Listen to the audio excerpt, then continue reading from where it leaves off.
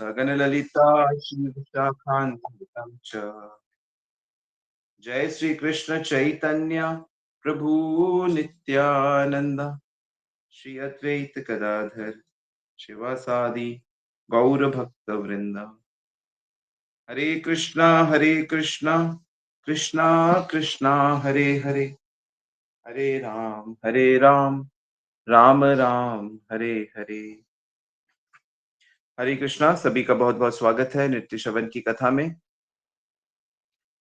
और मुझे आशा है कि आपको ये भगवान की भक्ति के नियम आदि सुनने में बहुत अच्छे लग रहे होंगे, क्योंकि ये वाकई हमारे लिए बड़े महत्वपूर्ण हैं।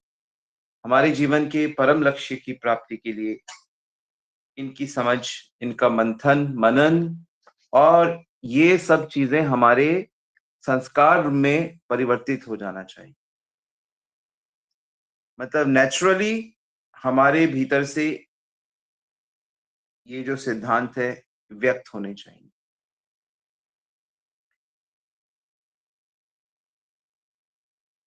साधुओं को विशेष सम्मान, गुरु की आज्ञा पे मर मिटने का सिद्धांत, शास्त्रों की शास्त्रों का सम्मान, हरि नाम का सम्मान, नाम की महिमा की समझ, भोगों में ज्यादा रुचि नहीं होना, ये सब जो भक्ति के फंडामेंटल्स हैं। तो अभी तक आपने लगभग 19 पॉइंट्स सुन लिए हैं। कितने में से? 64 में से। अच्छा, आप में से कोई व्यक्ति ऐसा है जो एकादशी व्रत नहीं रखता है कि भाई मैं तो अभी छोटा हूं या मेरे को किसी ने बताया नहीं? हाँ,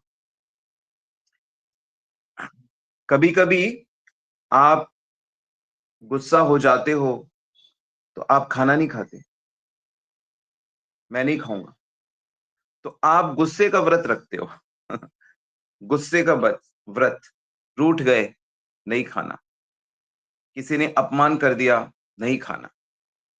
अपमान का व्रत रखते हो, गुस्से का व्रत रखते हो, या मनपसंद चीज नहीं बनाई। हम लोग तो जब थे छोटे, मतलब छोटे और कुमार अवस्था थी, जब किशोर अवस्था, तो माँ ने मनपसंद चीज नहीं बनाई तो नहीं खाना, जाओ नहीं खाऊंगा। तो हम लोग मनपसंद चीज नहीं मिलने का व्रत रखते हैं। लेकिन भगवत प्राप्ति के लिए हर 15 दिन में एकादशी का व्रत होता है, जिसमें जो चीजें हमारे अन्न अन्न हमारे शरीर को एक अलग प्रकार से शक्ति प्रदान करता है, तो उस दिन अन्न का परहेज किया जाता है, भगवत भक्ति अधिक की जाती है। तो एकादशी रखना चाहिए। एकादशी रखने का मतलब है, क्यों रखना है? भगवत प्राप्ति के लिए सहायक होता है। इतना ही काफी है हमारे लिए। शास्त्र की आज्ञा है, हमारे लिए काफी है। अरे गुरु की आज्ञा है, काफी है। दूसरे भक्त लोग करते हैं, दूसरे भक्त लोग इसका पालन करते हैं, हमारे लिए काफी है। क्योंकि साधुओं का के द्वारा जो रास्ता दिखाया जा रहा है उसका हमें पालन करना है। ठीक है, तो आप लोग एकादशी व्रत पालन किया करें और मरते दम तक पालन किया करें। कई भक्त कहेंगे अरे हमें तो भूख लगती है। अरे तो भूख लगती है तो फल खाइए, व्रत वाली चीजें खाइए। सो खाने की कोई रिस्ट्रिक्शंस है ही नहीं, बस अन्न नहीं खाना, सूजी मैदा नहीं खाना। ठीक है, सो कृष्ण भक्ति में ये सहायक है, इसलिए हमें ये करना है। अब इसके बाद कोई कुछ भी कहे कि नहीं, अरे भगवान के प्रसाद में कलयुग कैसे आ सकता है, हम तो खाएंगे। तो जो लोग इस प्रकार से कहते हैं, उनकी नहीं सुननी है, उनकी नहीं सुननी। उनसे कहना है कि नहीं, आप जो करो ठीक है, आपका भाव है, हम तो अपने गुरु जी की मानेंगे, हम तो भागवत की मानेंगे। अम्बरीश महाराज ने एकादशी के व्रत किया और दुर्वासा जी उनसे नाराज हो गए थे कि तुमने मेरे को बिना दिए, मेरा सम्मान ना करते हुए तुमने कैसे व्रत का पारण कर लिया। तो एक राक्षस उत्पन्न कर दिया, और वो राक्षस अम्बरीश महाराज को मारने के लिए आया, तो भगवान का चक्र आके उसको राक्षस को मार देता है, और वो चक्र फिर दुर्वासा जी के पीछे पड़ जाता है। तो एकादशी की महिमा और भक्त की महिमा उस लीला से हमारे सामने प्रकट होती है।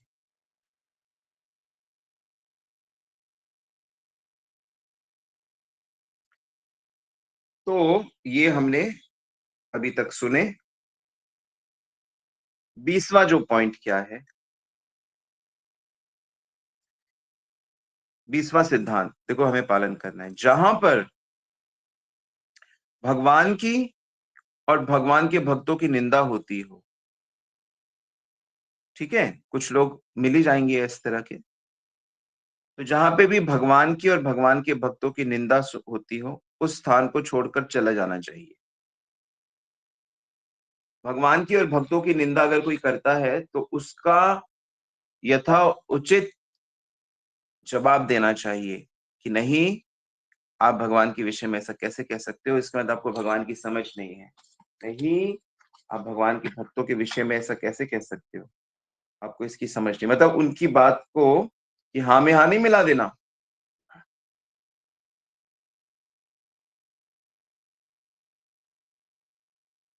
मतलब विष्णु वैष्णवों की निंदा न करना, न सुनना। या ज्यादा से ज्यादा आप कहोगे अरे ये इतना बड़े व्यक्ति हैं, ये ऐसा बोल रहे हैं, तो चुप रह के वहां से निकल लो, साइड हो जाओ। मैंने तो जितना भी मुझे थोड़ा बहुत अनुभव हुआ है, मैंने देखा हम बड़े बड़े लोग इस चीज में फंसे हुए हैं।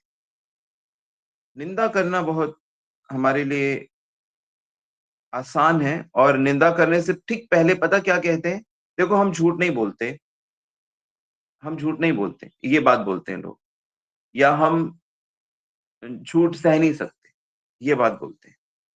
हम झूठ सह नहीं सकते, हम झूठ नहीं बोलते, और फिर ये निंदा करते। ये बड़ा, मतलब अपने आप को रोकना इस चीज के लिए, ये करना ही पड़ेगा, ये साधना है। इसीलिए भक्तों की चरण धूली, भक्तों का महाप्रसाद, भक्तों के उच्चिष्ट और भक्तों का चरण जल ग्रहण करने से ताकत आती है। भक्त पद धूली, भक्त भुक्त अवशेष, भक्त पद जल, भक्त भुक्त अवशेष, तीन साधनेर बल। तो इसकी ताकत भी भगवान के शुद्ध भक्तों से आती है कि भाई भगवान भक्तों का उच्चिष्ट हम पाते हैं, तो उससे क्या होता है, हमारे अंदर ये वाली ताकत आती है कि हम अपनी वाणी को रोक पाते हैं। नहीं तो खुला दरबार है, एक व्यक्ति ने बोलना शुरू किया और फिर हम अपनी एक राय देते हैं, हाँ मेरे साथ भी ऐसा था, मैं भी, अगर वो तीसरा आदमी चार बातें और कहता है, और वो अच्छी खासी टेलीविजन की डिबेट बन जाती है। चिंता करते हैं, मेरे सामने ही कितने लोग कहते हैं अरे आपके ये वाले आसाराम बापू ने ऐसा कर दिया, इसने ऐसा कर दिया, इसने वैसा कर दिया। नहीं, हमें नहीं पता किसने क्या किया, ये तो हम टेलीविजन में ये सब सुनते रहते हैं, उसकी बात ही मत करो। भाई साधुओं ने जो किया हमें नहीं पता क्या किया, हमने तो नहीं देखा, तुमने देखा क्या? इन सब चीजों से दूर रहना चाहिए। हमको नहीं पता क्या चीज कितनी सही है, क्या लीला है। सो सभी साधुओं को दूर से प्रणाम करो, और अपने अपने जो गुरु वर्ग हैं, वैष्णव भक्त हैं, अपने जो भक्ति का जो हमारा सत्संगी है, डिवोटीज हैं, उनके संग में रह के आराम से भक्ति करो। तो ये 20वां पॉइंट है, ठीक है, नोट कर लो सब लोग अच्छे से, अगर साधन भक्ति करनी है तो। नहीं तो आप तो सब लोग तो उसको कर ही रहे हैं दूसरी चीज। ओके, 21 नंबर पॉइंट है, 21 नंबर, कि भक्तों को तुलसी धारण करनी चाहिए गले में। वैष्णव चिन्ह, कुछ ना वैष्णव चिन्ह होते हैं, जैसे हम लोग शिखा रखते हैं, है ना, गले में क्या कंठी पहनते हैं, कुछ कुछ लोग तो अपने शरीर में भी राधा कृष्ण के नाम लिखवा देते हैं, कुछ तो टैटू ही करवा देते हैं। दक्षिण भारत में जो दक्षिण भारत के वैष्णव हैं वो क्या करते हैं, भगवान के शंख चक्र गदा पद्म का टैटू करवा देते हैं अपने शरीर में। और श्री संप्रदाय में तो जो फुल्ली डेडिकेटेड होते हैं, दीक्षित होते हैं, तो उनको तो लोहे की उससे उनकी छाप लगा देते हैं शरीर में, शंख चक्र का। बड़ा ही उनका तो बड़ा ही। हमारे यहाँ क्या है कि कम से कम कंठी पहनो, तिलक धारण करो, शिखा रखो।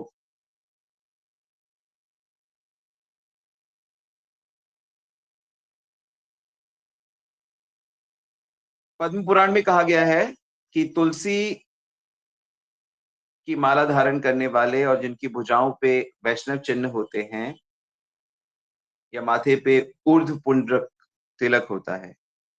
हमारा जो तिलक है देखो ऊपर की तरफ है, और एक त्रिपुंड तिलक होता है, 3 लाइनें खींची होती हैं। तो वैष्णव लोग ऊर्ध्व पुंड्रक तिलक लगाते हैं, वे वैष्णव जगत को पवित्र करते हैं। हालांकि ये बात सही है कि बहुत से लोग ये कहेंगे, अरे इतना दिखावा करने की क्या जरूरत है, भक्ति तो मन में की जाती है, ये तो छुपाई जाती। बिल्कुल सही बात है। माला आप लोग गिन गिन के करते हैं, बिल्कुल सही बात है। ये सब इतना गिनने विनने की जरूरत नहीं है, मैं बिल्कुल इस बात को मानता हूँ। ये दिखावा, धोती पहन रहे हैं, हाँ, और आप लोग लोग इस तरह की बातें आपसे कहते हैं और कहेंगे भी और कहते रहेंगे भौतिक जगत में। जब तक आखिरी व्यक्ति है तब भी वो यही बातें कहता रहेगा। तो फिर आप इसका क्या, अच्छा क्या जवाब दोगे आप इसका, अगर आपसे कोई इस तरह कहे कि ये दिखावा करने की क्या जरूरत है? आप सीधा सीधा अपना चुपचाप माला लेके, आप झोली लेके आप हर समय इसको माला कर रहे हो, दिखावा करते हो। आप क्या जवाब दोगे इसका, मैसेज में बताइए, क्या जवाब दोगे आप? तिलक लगा के ऐसे जा रहे हो, किसी ने तो लगाया नहीं, आप लगा रहे हो, दिखा रहे हो कि हम भक्त हैं। हम्म।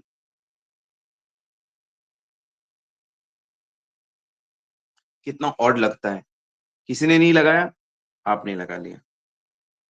क्या जवाब देंगे आप? मैसेज में देखूं तो जरा आप कैसे सोचते हो। गुरु आज्ञा है, हमारी गुरु परंपरा का आचरण है, ये हमारी पहचान है। लेकिन वो उनको देखने में तो गलत नहीं है ना। हम तो हमारे प्रभु के लिए करते हैं, हमारी परंपरा है। हाँ, तो परंपरा आप अपने घर पे रखो ना, परंपरा को चारों तरफ क्यों करते हो? हम तो नहीं मानते। हम, हमारी पहचान। अरे आप ऑफिस में आई हो, ये कौन सी पहचान दिखा रही हो? या तुम धर्म का प्रचार करने आ रही हो ऑफिस में, कि तुम काम करने आ रही हो? कि हम कृष्ण के सेवक हैं, दास हैं। दास हो तो घर करो, यहाँ पे क्या करो? यहाँ तो तुम सरकार की दास हो।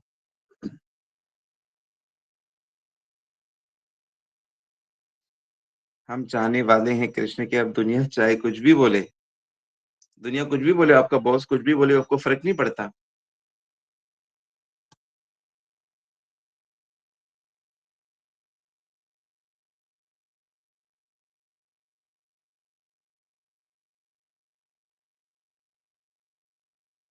हम भगवान के पालतू हैं, हम कृष्ण के हैं, इसलिए मैं दिखावा करती हूँ ताकि प्रभु को दिखे।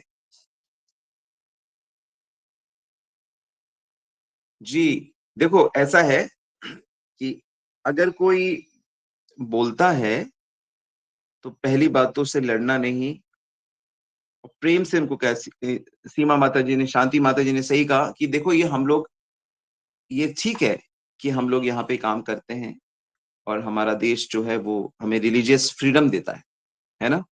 हमारा जो देश है वो हमें रिलीजियस फ्रीडम देता है, रिलीजियस फ्रीडम। तो रिलीजियस फ्रीडम का क्या मतलब होता है कि हम कोई भी धर्म, जो भी धर्म हम पालन करते हैं, उसको हम उसको धारण कर सकते हैं, और हमारे गुरुजी की आज्ञा है ये।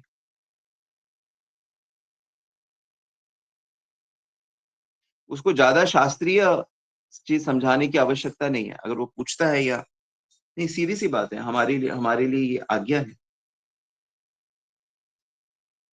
अपने को भी हम कैसे कन्विंस करते हैं, दूसरों को क्या कन्विंस करना, पहले अपने को कन्विंस करना है कि देखो हमारा ये एग्जिस्टेंस है, हम इसके इसके हमारे लिए कहा गया है कि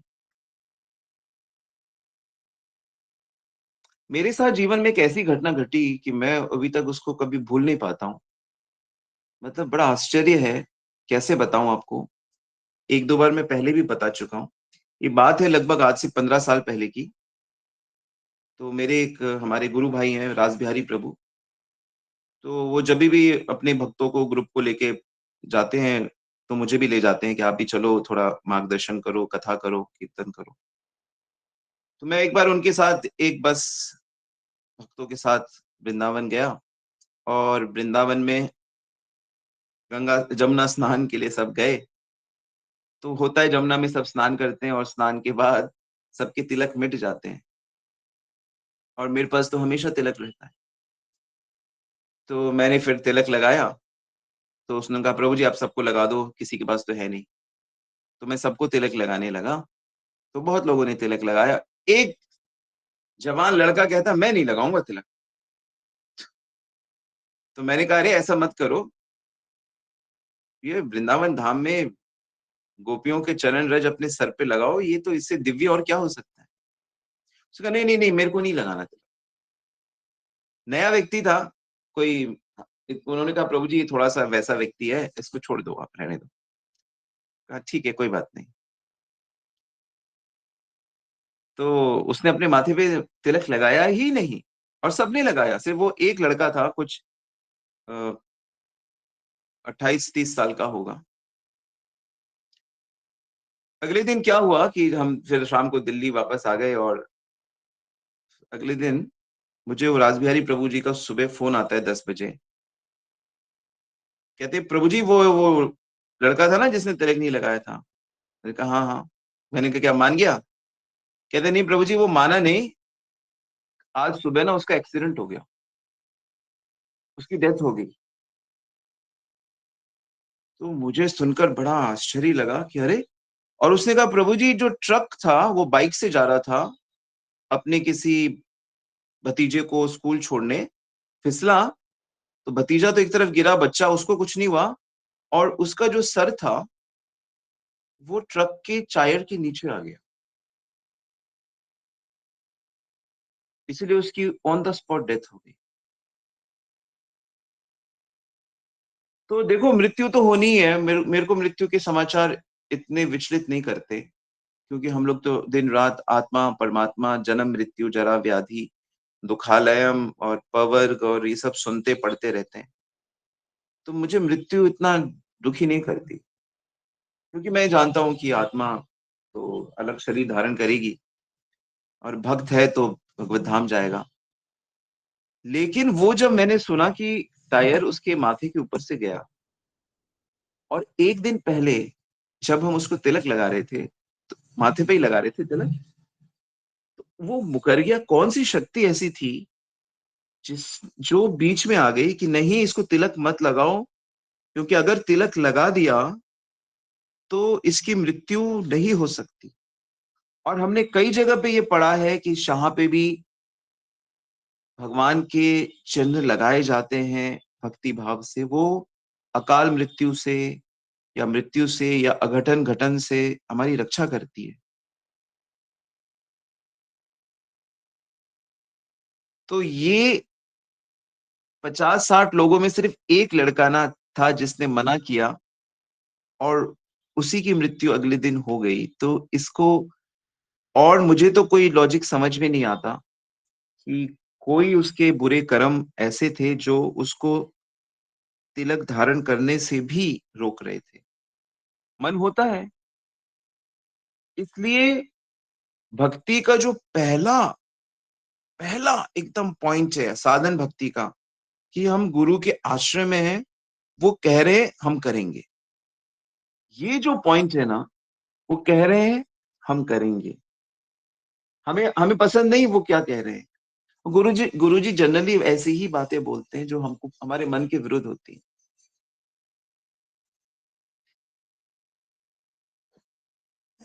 वो कह रहे हैं हम करेंगे। तो ये इतनी बड़ी कृपा है, गुरु की आज्ञा का प्रेम से पालन करना। हम किसी के इतने सरेंडर हो जाएं कि उनकी आज्ञा हमें प्रेम से अपने विरुद्ध भी हमें आनंद दे। ये शिष्य होता है और यही वास्तविक कृपा होती है। तो घटना एकदम आंखों के सामने घटी, तो मेरे को तो कुछ और समझ नहीं आया कि ये कैसे हो जाता है। मैं ये नहीं कह रहा कि कोई भी अगर तिलक लगाता है तो उसका एक्सीडेंट नहीं हो सकता या उसकी डेथ नहीं हो सकती, ऐसा तो नहीं है। ऐसा होता तो फिर तो कहना ही क्या था। लेकिन ये घटना जब ऐसे घटी तो बड़ा ही चकित हो गया। तो श्रद्धा भाव से, विश्वास से जब हम भगवान के चिन्हों को धारण करते हैं, मुझे लगता है कि ये घटना हमको सिखा रही है, हमको बता रही है कि शास्त्र की आज्ञाओं का ठीक से पालन करना चाहिए। मृत्यु तो अटल है, शरीर की मृत्यु तो आनी ही है और आत्मा की तो मृत्यु कभी आनी ही नहीं है। तो हमें मृत्यु से डरना नहीं चाहिए। और इसका ये मतलब नहीं है कि हमें मृत्यु से भिड़ना चाहिए और हम बीमारी में भी कहें अरे मरना तो है ही, हम शरीर क्यों दवाई ले, क्यों हॉस्पिटल जाएं, क्यों डॉक्टर के द्वारा बताए गए नियमों का पालन। अरे डॉक्टर भी तो भगवान की ही इच्छा से आपके सामने आया है। अच्छा डॉक्टर मिलना, अच्छी दवाई मिलना, अच्छा ऑपरेशन होना, ये भी तो भगवान की इच्छा से होता है, भगवान की कृपा से होता है। पत्ता भी जब उनकी कृपा से हिलता है तो हर चीज को उसी संदर्भ में देखना चाहिए और शास्त्र की आज्ञा का पालन करना चाहिए। तो असली चीज ये है कि हम ये नहीं कहते, क्योंकि ऐसी ऐसी घटनाएं मैंने देखा है कि हम रथ यात्रा में जा रहे थे दिल्ली चांदनी चौक में। इस्कॉन की इतनी बड़ी सुंदर रथ यात्रा होती है। तो रथ के पीछे एक भक्त जा रहा था और उसके ऊपर बिजली का खंभा गिर गया, उसके सर के ऊपर, और उसकी डेथ हो गई वहां पे। तो कोई कह सकता है कि अरे ऐसे कैसे हो गया, भगवान कैसे निर्दयी है। भगवान क्या भगवान क्या कर रहे हैं, क्यों कर रहे हैं, ये जब तक वो ना बताएं हम नहीं जान सकते। लोग तीर्थ के लिए बस में जाते हैं, पहाड़ियों पे जाते हैं और बस का एक्सीडेंट हो जाता है, सबके सब लोगों की डेथ हो जाती है। तो इसका ये मतलब है कि अरे अरे अरे देखो गए थे अमरनाथ या बद्रीनाथ या यमुनोत्री, देखो हो गया ना गड़बड़। सो इन चीजों को हम नहीं समझ सकते, पर हम इतना समझते हैं, हमें इतना समझ में आया है कि हमें शास्त्र की आज्ञा श्रद्धा पूर्वक धारण करनी चाहिए। गुरु की आज्ञा हमें श्रद्धा पूर्वक धारण करनी चाहिए। इससे हम हर परिस्थिति में निश्चिंत रहते हैं, सुखी रहते हैं। तो शास्त्र जब कह रहा है कि वैष्णवों की पहचान है, तो बस चुपचाप इसे स्वीकार करो। शुरू शुरू में थोड़ा सा अलग लगता है कि हमारे ऑफिस में, हमारे स्कूल में मना किया जाता है, तो ठीक है। तो शास्त्र हमारे गुरुजन कहते हैं शरीर में लगाओ और सर पे पानी से लगा लो, घर पे आके लगाओ, है ना। अब जैसे मान लो कोई कॉर्पोरेट में जॉब करता है और वो मान लो धोती पहन के जाए और अ, धोती कुर्ता पहन के ऑफिस जाए, तो वहां पे नेचुरली वो लोग बोलेंगे कि अरे ये तो देखो यहाँ का सिस्टम नहीं है, ये नहीं है। हाँ, आपकी अपनी ऑफिस है, आपका अपना बिजनेस है, आपका अपना शॉप है, आपका अपना कंट्रोल है, तो वहां पे आप धीरे धीरे इम्प्लीमेंट कर सकते हो।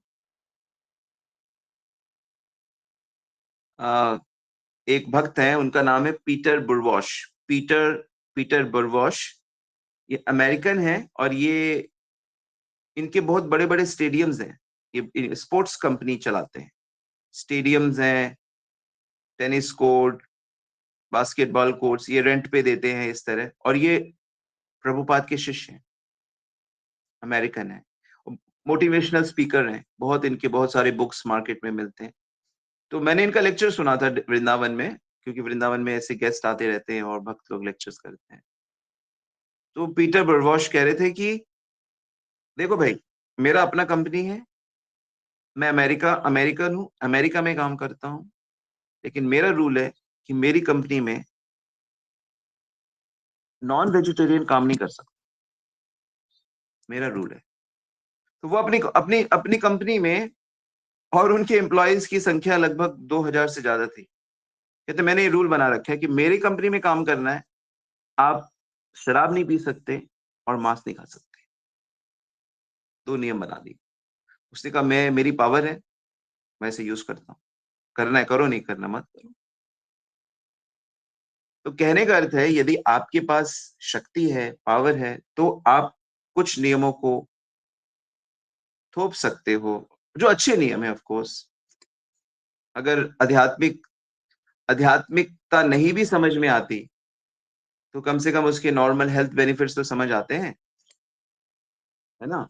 शराब पीना तो हर जगह मना ही होता है, सिगरेट पीना, खाना, मांस खाना, हार्ट अटैक, 95% हार्ट अटैक जो है, 95% हार्ट अटैक जो कोलेस्ट्रॉल के कारण होता है, वो मांस खाने के कारण होता है। अब आप कहोगे कि वेजिटेरियनों को भी हार्ट अटैक आता है, हाँ बिल्कुल आता है, ऐसा नहीं कि वेजिटेरियन को हार्ट अटैक नहीं आता। लेकिन जब आप उसको साइंटिफिकली चार्ट पे रखोगे और स्टडी करोगे, तो आप देखोगे कि नॉन वेजिटेरियंस को हार्ट अटैक ज्यादा आता है और जल्दी आता है, जल्दी आता है उनको।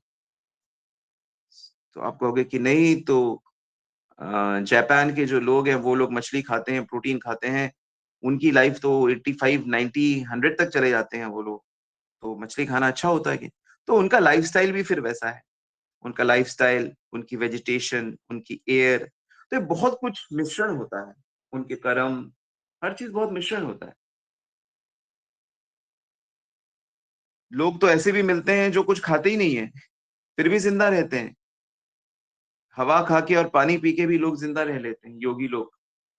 तो हर तरह की चीजें हमें मिलती हैं, लेकिन जो इसमें मुख्य बात यह है कि क्या हम शास्त्र की बात को ईमानदारी से, गुरु की बात को ईमानदारी से स्वीकार करते हैं या नहीं करते। हमारे पास इतनी श्रद्धा है, इतना विश्वास है कि नहीं, और क्यों करें ये विश्वास, क्यों करें ये श्रद्धा? लक्ष्य को देखते हुए। लक्ष्य देखो क्या है, कृष्ण प्रेम। अगर आपको कृष्ण प्रेम हो गया है, तो आप जो मर्जी करो, जो मर्जी खाओ, जो मर्जी पहनो। लेकिन साधना भक्ति का तो मतलब ही ये होता है कि हमें शास्त्र और गुरु की आज्ञा में रहना है। तो साधना भक्ति को साधना भक्ति कहा ही तब जाता है, आप माला करते हो वो साधना भक्ति नहीं है। आप गुरु की आज्ञा से माला करते हो, शास्त्र की आज्ञा से माला करते हो, वो साधना भक्ति है। आप तिलक लगाते हो, ये जितनी भी चीजें हमने अभी तक बात करी हैं, वो सारी की सारी चीजें तभी काम करती हैं जब हम गुरु और शास्त्र को की आज्ञा में रहने के संकल्प के साथ इन चीजों को एक्सेप्ट करते हैं, तब ये काम करती हैं, अपना फुल पोटेंशियल ये प्रेजेंट करती हैं। इसको नोट कर लो आप, जाने कैसे नोट करोगे, लेकिन इसको नोट कर लो। सीक्रेट है भाई, ये ऐसे थोड़ी समझ आता है, गिर गिर कर, चोट खा खा कर समझ में आया है। और जितनी जल्दी समझ में आएगा उतने महान मतलब उतनी जल्दी आप जीवन के परम लक्ष्य को प्राप्त कर सकते हो। वर्ल्ड के सबसे रिच व्यक्ति, सबसे फेमस व्यक्ति, सबसे बुद्धिमान व्यक्ति, सबसे सुंदर व्यक्तियों के पास भी नहीं है कृष्णा कॉन्शियसनेस, नहीं है।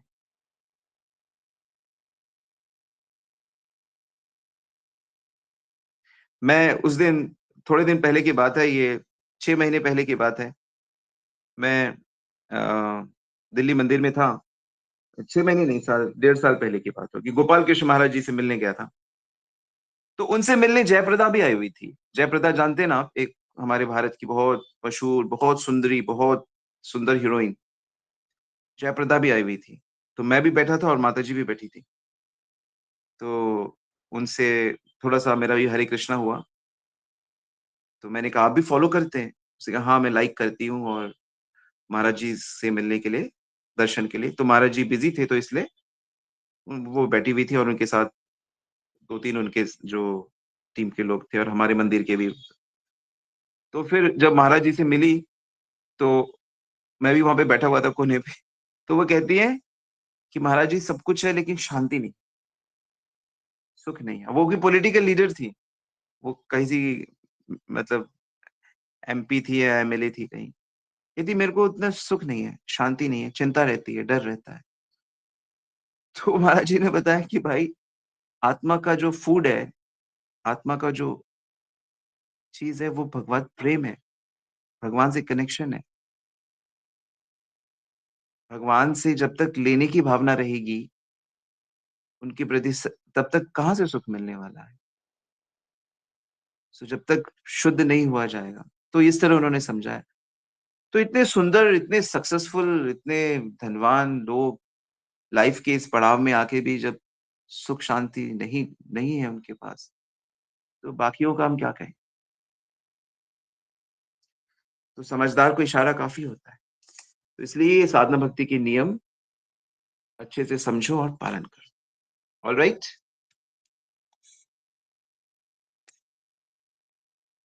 ओके, सो आज हम यही रुकते हैं। श्रील प्रभुपाद की जय, श्री गुरु महाराज की जय। सो किसी का कोई प्रश्न है तो आप पूछ सकते हैं। Thank you very much.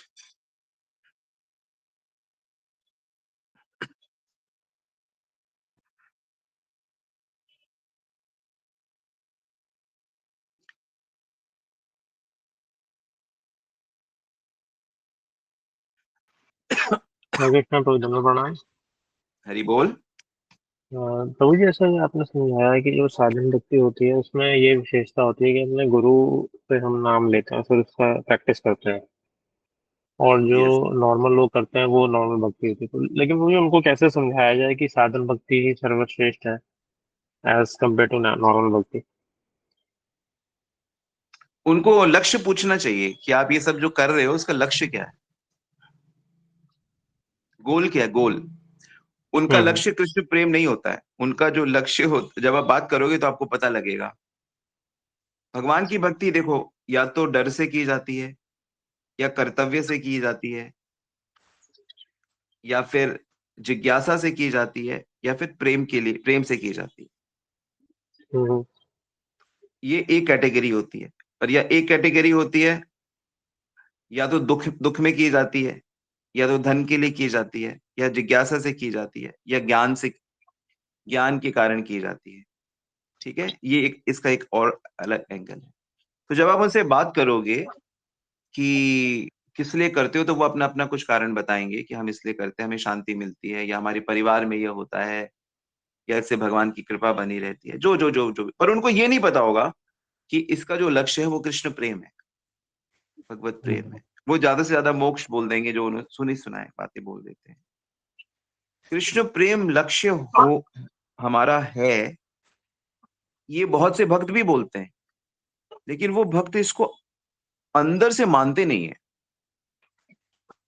सो लक्ष्य हम बोल रहे हैं, जैसे आप लोग बोलते हैं ना, सच बोलना चाहिए, सच बोलना चाहिए, लेकिन सच तो नहीं बोलते हैं। जल्दी उठना चाहिए, जल्दी उठना चाहिए, लेकिन जल्दी तो नहीं उठते। तो वो हमारे डीपर माइंड में अभी गया नहीं है। तो जब ऐसे लोग कई बार भक्तों का संग करेंगे और भक्तों में उनकी श्रद्धा आएगी, तब वो उसको समझ पाएंगे। ये इतना आसान नहीं है कि आपने एक लेक्चर दिया और आपने समझा दिया। अगर ऐसा होता तो इतने बड़े बड़े महापुरुष हुए हैं इस पृथ्वी पे कि सबको समझा दिए होते अभी तक। हम्म। जब तक जब तक जीव भक्तों के संग में नहीं आएगा और भक्तों के प्रति उसकी श्रद्धा नहीं होगी, सेवा नहीं करेगा, तो तब तक वो श्रद्धा के बिना उसको लक्ष्य पता नहीं लगेगा। और एक बार हमको जैसे पता लग जाए कि हमारा लक्ष्य कृष्ण प्रेम है, तो हमारी लाइफ की एक्चुअली में प्रॉब्लम्स खत्म ही हो जाती है। क्योंकि हमको सत्य और असत्य का फर्क समझ में आ गया है। ये मूल बात है। तो डरो मत, घबराओ मत, कोशिश करते रहो एक अच्छे भक्त की तरह, जैसे एक भक्त को होना चाहिए। त्रिनादपि तरोरपि, हमानी ना मान देना। अनपेक्षा शुचि दर्शा उदासीन गतव्यता, किसी से कोई अपेक्षा रहित होकर सबकी सेवा करो और सबके लिए प्रार्थना करो। फिर देखना धीरे धीरे वो लोग इंस्पायर होंगे, क्योंकि इच्छा के विरुद्ध हम कोई भक्त बन नहीं सकता। तो इसलिए उसकी इच्छा शक्ति को प्रेरणा देना होगा, प्रेरित करना होगा। ठीक है।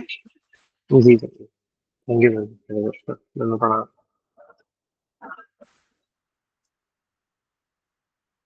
प्रश्न है प्रियंका माता जी का, प्रभु जी अगर कोई स्त्री भगवत भजन करती है तो उसका फल उसके घर वालों को प्राप्त होता है? इसका शास्त्रों में 28 पीढ़ियों को प्राप्त होता है, घर वाले तो पहली पीढ़ी है। स्त्रियों का 28 पीढ़ियों को, मतलब अगर उसकी शादी हो गई तो 28 पीढ़ी, नहीं हुई तो 14 पीढ़ी।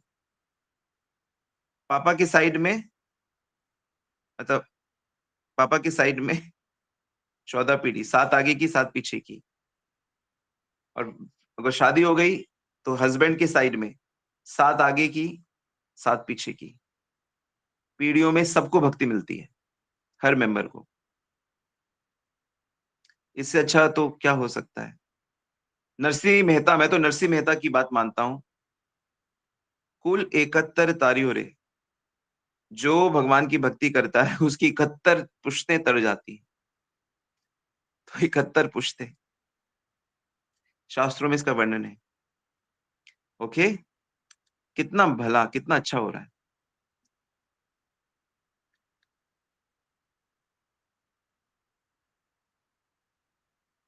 प्रश्न है आशा माता जी का, क्यों कोई जो ऑनियन गार्लिक खाते हैं पर नॉन वेज नहीं, तुलसी कंठी पहन सकते हैं? देखो भाई, मैं कई बार मार्केट में जाते हुए मैं बहुत सारे लड़के लड़कियों के गले में ना तुलसी देखता हूँ, बड़ी सुंदर डिजाइन की। और कई बार मैंने उनसे पूछ भी लिया है, क्या आप डिवोटी हो, क्या आप वैष्णव हो? तो बातों से पता चलता है कि उनको डिवोटी या वैष्णव के बारे में कुछ पता ही नहीं है। अच्छा लगा, पहन लिया, सुंदर लगा, सस्ता मिला, और बहुत से लोगों को देखा। तो वो तो अनजाने में पहना हुआ है, अज्ञान में पहना हुआ है, तो उसका हमें कुछ पता नहीं भाई, क्या उसका फल होता है क्या नहीं होता है। लेकिन शास्त्र कहते हैं कि तुलसी माला जो पहनने का अधिकार किसको है? किसको अधिकार है?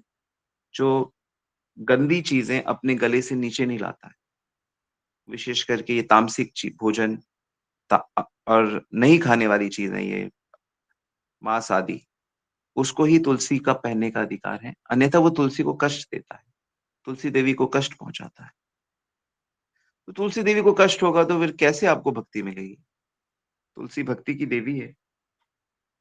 सो इसलिए उनसे प्रार्थना करो, और पुराने संस्कार और पुराने कर्मों के कारण, पुरानी वासनाओं के कारण ये बुरी आदतें लग जाती हैं, जो छूटना मुश्किल है, लेकिन भगवत भक्ति और भगवत कृपा बहुत स्ट्रांग होती है, वो तो नरक से भी निकाल लेती है।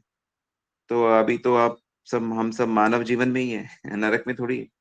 नरक जाने की कोशिश कर रहे हैं, लेकिन हम लोग कृपा के एरिया में हैं, तो नरक से भी निकाल लेती है कृपा शक्ति। थोड़ा सा प्रार्थना करो और साधक माला करो, तो उसके बल से आप देखना शीघ्र ही निकल आओगे बाहर। ऑलराइट। हरे कृष्णा प्रभु जी। प्रभु जी, इस चीज में एक थोड़ा सा मेरे को एक मतलब पूछना था, जो आपने तुलसी माला जी उसमें बताया ना। हरे कृष्णा यस, यस, यस। प्रभु जी, उसमें जैसे मैंने सुना है कई डिवोटीज का ये बिलीफ रहता है कि अगर आप कुछ अभी इतनी शुद्धता नहीं रखते हो, जैसे आप प्याज खाते हो या ये सब चीजें खाते हो तामसिक चीजें, और आप तुलसी पहनते हो, तो वो ये सजेस्ट करते हैं कि आप तुलसी पहनने के बाद वो तुलसी की एनर्जी से ही आप ऑटोमेटिकली धीरे धीरे छोड़ दोगे उस चीज को। तो वो क्या ये तर्क देना सही होता है प्रभु जी? देखो, हर प्रचारक जो है, हर अलग अलग टाइप के प्रचारक होते हैं ना, उनकी अलग अलग समझ होती है।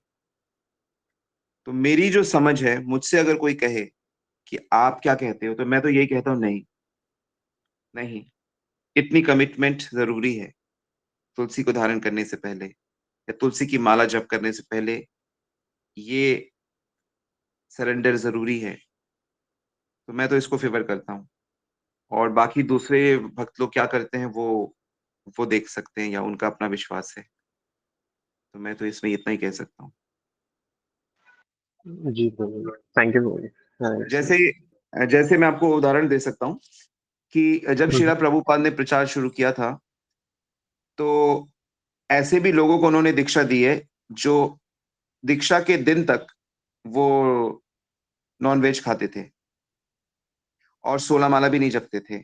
और दीक्षा लेके, लेकिन दीक्षा वाले दिन उन्होंने कहा कि ठीक है, हम नॉन वेज नहीं खाएंगे और हम 16 माला जप करेंगे। ऐसे भी लोग हैं। शुरू के सालों में जब प्रभुपाद ने दीक्षा दी, तो ऐसे भी लोग हैं। और अभी जो दीक्षा लेने जाएंगे, तो हम ऐसा सोच भी नहीं सकते कि कम से कम 2 साल 3 साल से अच्छे से जब तक पालन ना हो, तो दीक्षा का आप सोच नहीं सकते। कोई कह सकता है जब प्रभुपाद ऐसा दे रहे थे, तो प्रभुपाद के शिष्य, तो ये चीजें समय के साथ, टाइम के साथ, प्लेस के साथ उस पे प्रचारक लोग स्टैंड लेते हैं, है ना। तो एक सिगरेट, श्याम जी सुंदर प्रभु सिगरेट पीते थे। जगन्नाथ जी की जो रथ यात्रा हुई थी, उसमें जगन्नाथ जी, उन्होंने सिगरेट पीते पीते जगन्नाथ जी को कार्व किया था, है ना। तो वैसा तब हुआ, क्या हम अभी ऐसा सोच सकते हैं? तो हम ऐसा अभी सोच भी नहीं सकते। तो वो अलग अलग प्रीचर्स अलग अलग टाइम पे अलग अलग लोगों को अलग अलग इंस्ट्रक्शन देते हैं, और अलग अलग तरीके से प्रभावित करते हैं। तो ये भी हमें समझना पड़ेगा। तभी तो जी वैष्णवों में भी अलग अलग ओपिनियन हो जाता है। इसीलिए वैष्णव, चाहे सिद्धांत की बात करो, है ना, तो वैष्णव सिद्धांतों में भी चीज आप किस तरह से समझ रहे हो, आपकी समझ के कारण, आपकी एक्सप्लेनेशन के कारण डिफरेंसेस आ जाते हैं। कोई कहता है राम जी इस वाले त्रेता में आए थे, 28 वाले में आए थे। कोई कहता है नहीं नहीं, सतयुग के पहले में आए, त्रेता के एकदम शुरू में आए थे। कोई कहता है नहीं नहीं, जी इसी में आए थे। तो इसलिए डिफरेंसेस, बहुत सारी चीजों में इस तरह से डिफरेंसेस आ जाते हैं। पर लेकिन जब आप उस चीज को एक ब्रॉडर एस्पेक्ट में देखते हो, तब आप इन चीजों को समझ जाते हो कि अच्छा अच्छा, ये डिफरेंसेस इसलिए हैं। समझ में आया? यस प्रभु। All right. तो आज हम यही रुकते हैं। आई होप कोई और क्वेश्चन नहीं है। वांछा कल्पितरूपेश्च कृपा सिंधुभ्यः विच पतितानां पावनेभ्यो वैष्णवेभ्यो। जगत गुरु श्रील प्रभुपाद की जय। श्री गुरु महाराज की जय। गॉड प्रेम।